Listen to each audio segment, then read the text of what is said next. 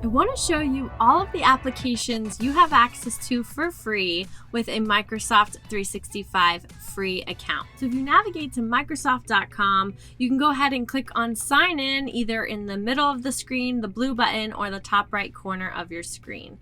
You may already be signed in if you already have a free account like I was here. If you weren't, you can go ahead and create an account or sign into your existing free account. Now, how do you know what applications you have access to? Once logged into Microsoft, you can go ahead and navigate to the top left corner of your screen to what some people call a waffle, which is the 9 dots in the top left corner of your screen. If you click on this, you will see all of the applications you have access to with your free account. So I have access to Outlook, which is an email server. I have access to OneDrive, which is a cloud storage space. So just like if you're familiar with Google Drive or other drives, Dropbox, that are cloud storage spaces, meaning they save your files online so you can access from anywhere, from any device.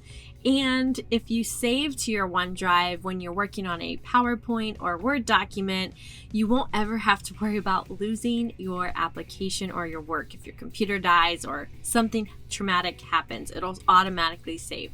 So always save to the drive. You also have access to a free version of Teams, Microsoft Word Online, which is especially useful for school, writing papers, working on assignments. You have access to Excel, PowerPoint Online, OneNote, which is an excellent digital notebook. I highly recommend checking out OneNote.